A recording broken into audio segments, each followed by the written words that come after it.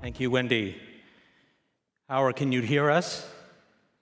I hear you fine. Thank Great. you. Okay.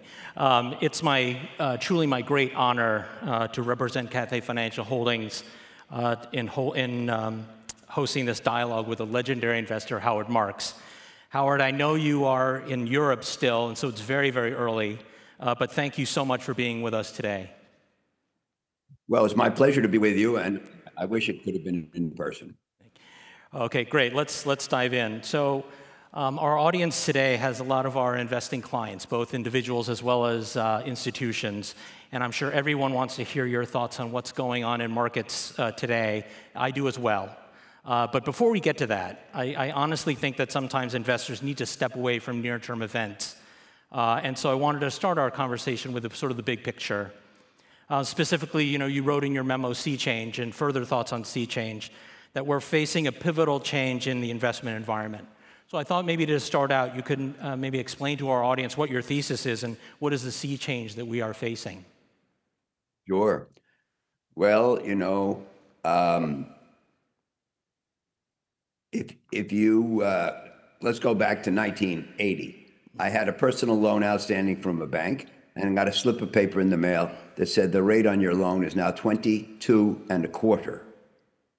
40 years later, in 2020, I was able to borrow at 2.25, fixed for 15 years. So in other words, my interest rate went down, and everybody's interest rate went down by 2,000 basis points over 40 years. I believe this was the most important single financial event in the last half century. Now, people might say the bankruptcy of Lehman Brothers, the busting of the tech bubble, the global financial crisis, something like that. But no, those were all forgotten a year or two later. This one has a lasting effect. Declining interest rates make assets more valuable and reduce the cost of capital. And so those are very salutary effects for certain people and certain strategies. And if you look at something like private equity, its business is buying assets using borrowed money. So private equity was invented in a period when the environment was ideal, and it was very successful. But you have to think about what portion of the success was the result of the decline in interest rates. So in one of those memos that you mentioned, I compare the decline in interest rates to the moving walkway at the airport. And you get on, and you make great progress to get over the ground, and you say, boy, I'm really I'm fit. But you don't realize it's not you. And a lot of the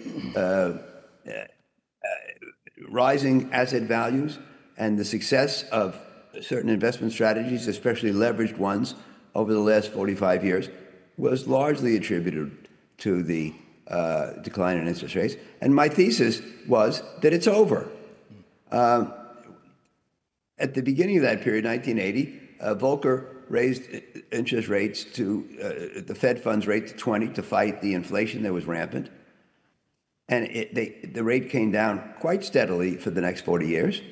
And especially in 09 through 21, in 09, Fed again cut rates to zero to battle the global financial crisis. And at the end of 21, it gave up on keeping rates low and decided to raise them to fight the inflation that followed the pandemic. So from the beginning of 09 to the end of 21, we had a 13-year period in which the Fed funds rate averaged 0.5% and was zero most of the time. And the point is that this is not normal. Humans tend to think that whatever they live through is normalcy. This is not normal. This was an aberration. And my thesis is that we're not going back there. Do you have a sense for where the, as I say, do you have a sense for where the new normal rate will be, you think? Well, in Further Thoughts on Sea Change, which was published in, I believe, October of 23, I said, I think the Fed funds will settle out between 3 and 3.5.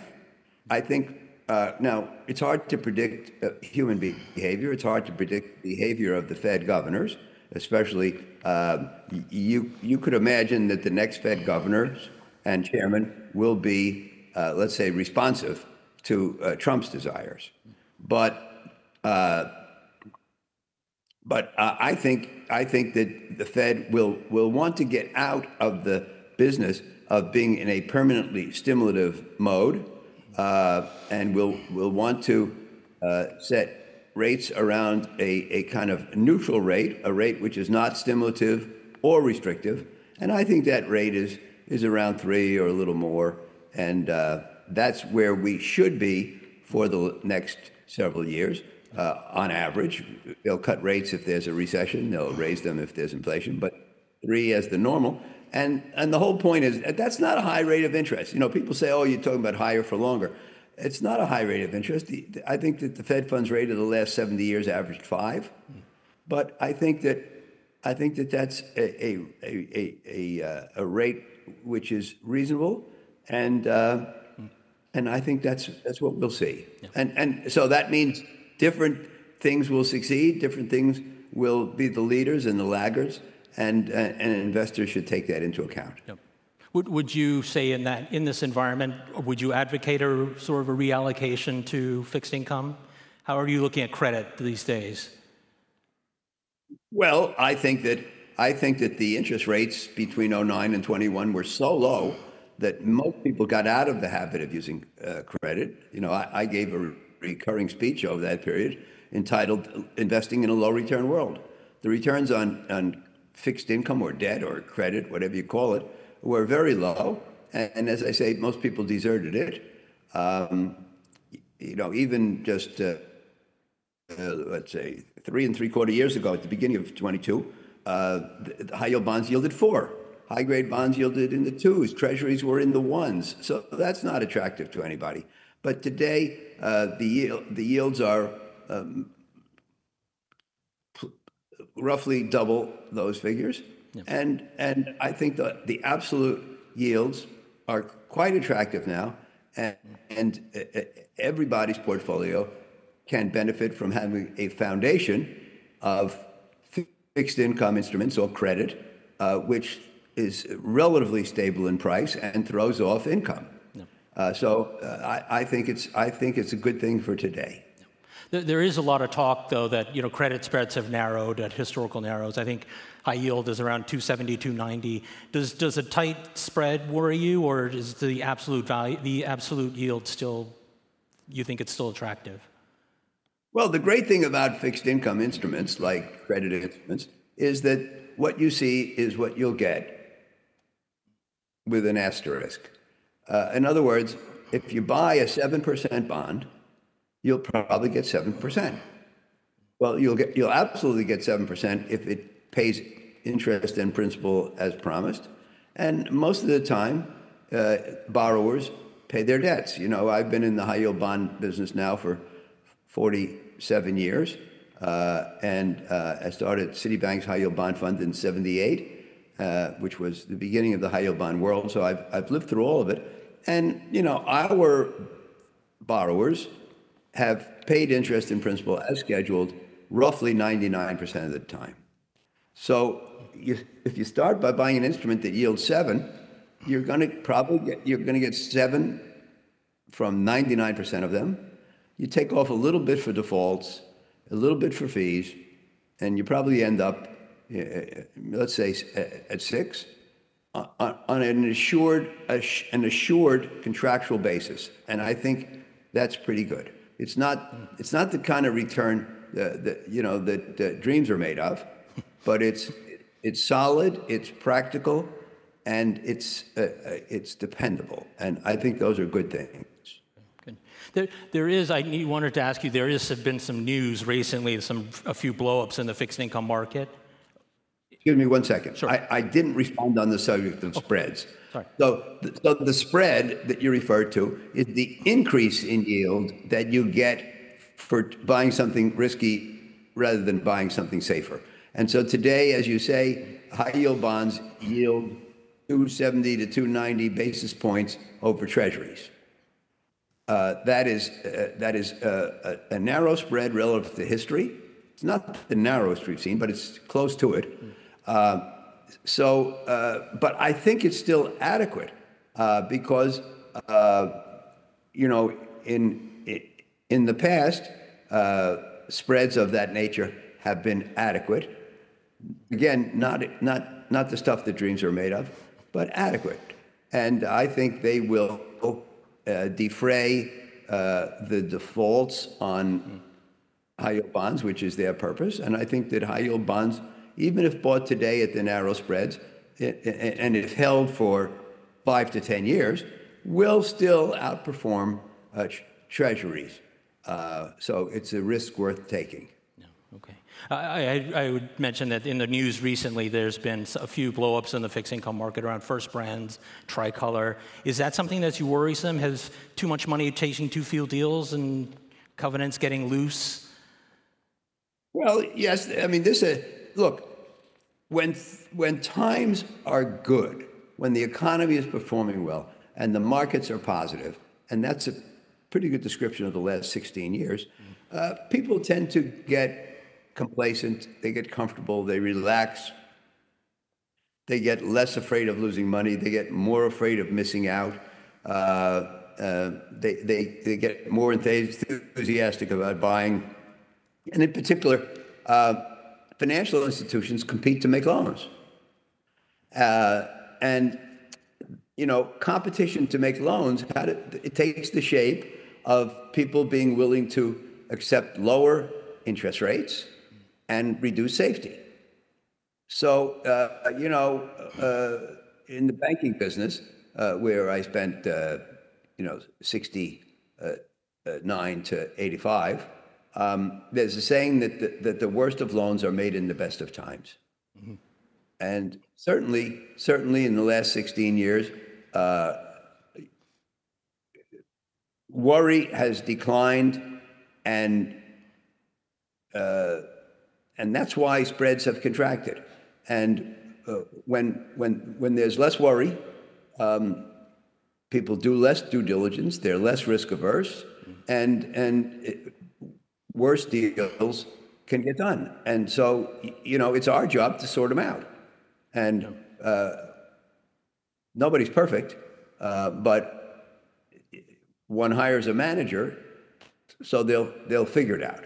I'm very proud to say that you know, we started to sense red flags on First Brands several months ago, and exited our positions, and overall, I think made money in First Brands.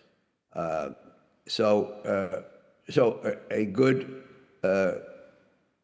credit manager, I think, can avoid many defaults, albeit not all of them. And our antennae are up at this time because we know that this has been a more complacent environment, as you describe.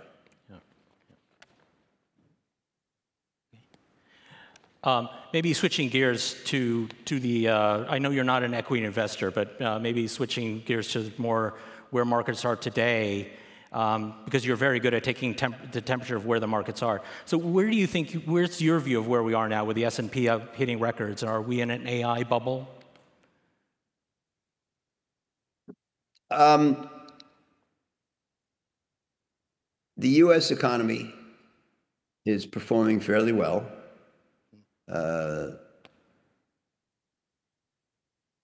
Probably one of the better economies in the world. There's a lot of talk about whether the U.S. is still exceptional. It has been the best destination for capital in the last 80 years. I think it's still the best destination in the world, maybe a little bit besmirched, but still the best, in my opinion. So money wants to be in the United States. It's hard to think of another destination for your capital which is superior. Other destinations may be cheaper, but I don't think the macro environment is better. So I think the U.S. is still attracting money.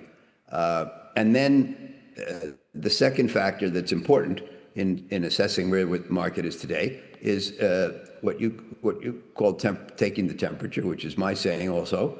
As we've been discussing, investors in the U.S. are happy. relatively carefree, and maybe complacent. And I think the important thing is to say that the markets in the U.S., but in most places, are dominated by optimism, not pessimism. And when you have optimism ruling the market, then you get high prices relative to values, and that's where we are. We have to know that. You've put up a slide that I like. It's from J.P. Morgan around the end of last year, December, I think, and it shows on the vertical axis the 10-year return on the S&P, and on the horizontal axis the PE ratio on the S&P. If you bought at a given PE ratio, what was your annual return on average over the next 10 years? And the vertical line is drawn at the 23 mark, I believe, and basically what it says, if you read up from the 23 and across to the vertical scale, it says that if you bought when the PE ratio is 23, your average return over the next 10 years ranged from 2% to -2. So, in other words, the S&P is expensive, and if past relationships hold, you should not expect much of a return if you buy it when it's 23. Yeah. And by the way, that was the end of last year. The S&P has gone up from there, and the S&P PE ratio is now higher. So I think the U.S. Stock market, as indicated by the S&P 500, is expensive. The average PE ratio since World War II is about 16, and today we're at 24, 50% higher. So definitely expensive, and you have to bear that in mind. And on the other hand, and the great thing about investing is there are always two hands. People argue that today's companies are better. That if the S&P is almost 40% represented in the so-called Magnificent Seven, the great increase. Arguably these companies are better companies. They are very strong financially. They have huge market share. They have great products. They have huge incremental profitability. They have huge moats that make it very hard for people to compete against them, and very strong growth. So, people say, yes, the PE ratio is 24, the historic average is 16, but this time it's different. And, bubbles usually are created around something new, and people say this time it's different. And AI will change the world. And it's dangerous because it's a phrase that's used to rationalize higher prices. But the phrase was invented by Sir John Templeton, and as he observed 40 years ago, some of the time things really are different. So there's no question about the fact that AI is different. There's no question, I don't think, about the fact that it's going to change the world as we know it. The only question is what it's worth.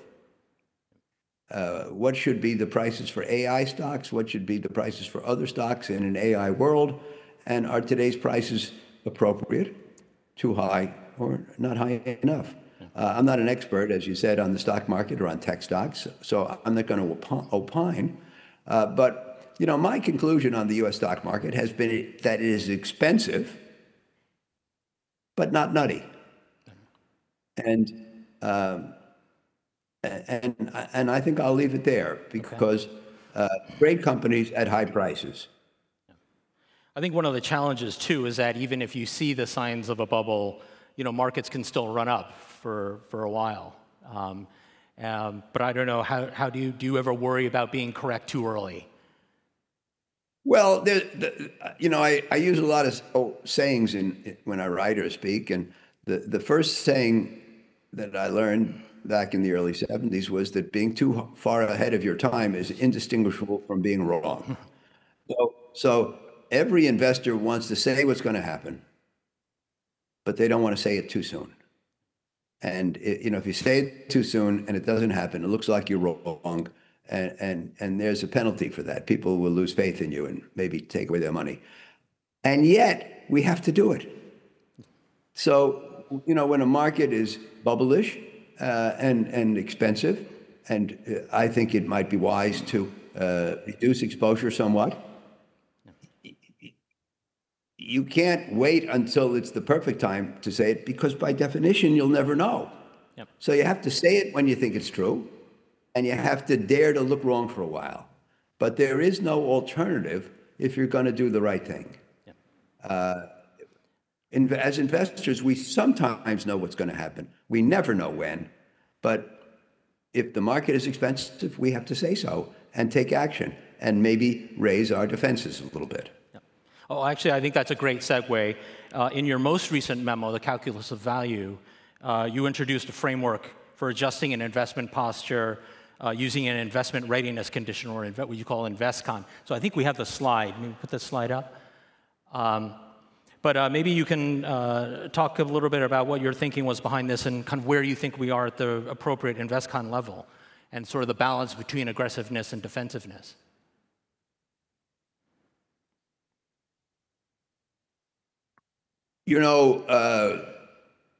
I go on TV, I speak at events like this, and especially on TV where they give you 6 minutes, they want a firm answer from you. Mm-hmm. They want in or out, buy or sell, black or white. And the investment world is never black and white. And in particular, I believe very strongly that there is no place for certainty in the investment world, only leanings and feelings and expectations. So I've been uncomfortable, buy or sell. And so what I worked out in the last memo is, as you say, like, when you're watching an adventure movie and you're about to be under attack, the Army raises its concerns. DEFCON 3, DEFCON 2, DEFCON 1, which means, there are nukes on the way. So I wrote up these InvestCons, which are the various degrees of being defensive. There are, by the way, there are conditions on the other side. There are degrees of aggressiveness. But as I said here, if you're a little defensive, you go to number 6. You stop buying. Number 5, you sell off some aggressive holdings and buy some defensive holdings. Number 4, you sell the rest of all your aggressive holdings. Number 3, you reduce defensive holdings as well. Number 2, you eliminate all holdings. And number 1, you go short. And I like the little icons you put next to them. I've been around for 56 years. I've never been certain enough to go to 1 or 2. But 6, 5, 4, 3 makes some sense. I think today is reasonable to be at number 5. I think people who have portfolios and who have done well in a bullish, constructive environment with rising optimism, I think it's maybe time, depending on how you feel about wanting to be conservative, to take some chips off the table and shade your portfolio more toward defensiveness. We do this around Oaktree. We have various states of mind. And I would say at this time, we're proceeding ahead, but doing so with caution. Okay. I think we have about 20 seconds left, so just a few more quick questions. But so just for our audience, what is the best investment advice you've ever received? Well, first of all, I'm not given to quick answers, but okay. Take your time. No, I think the most important advice is to, Buffett always says, don't bet against the United States. And I think the most important thing is to be invested heavily, to be invested steadily, to not try to jump in and jump out and jump in and jump out adroitly, and to hang in there and participate in the long run beneficial effects of being an investor, and in particular, in my opinion, of being an investor in the U.S. Although it's not the only market in the world, and we're active in many more.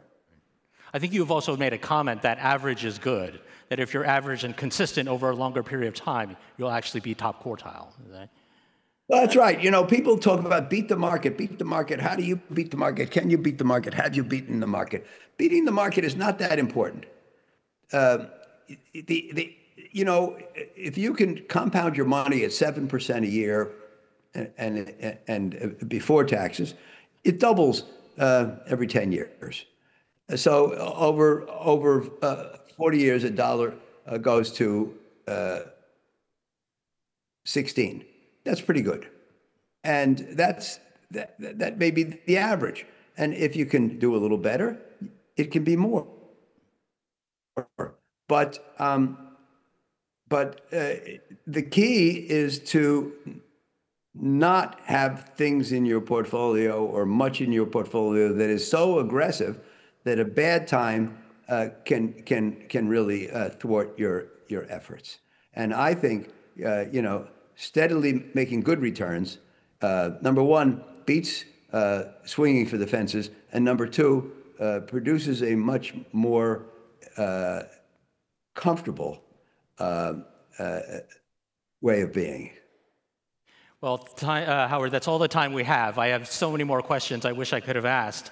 But again, on behalf of Cathay Financial Holdings, thank you so much for taking the time and sharing your wisdom with us today. Maybe the audience give a round of applause to Mr. Howard Marks.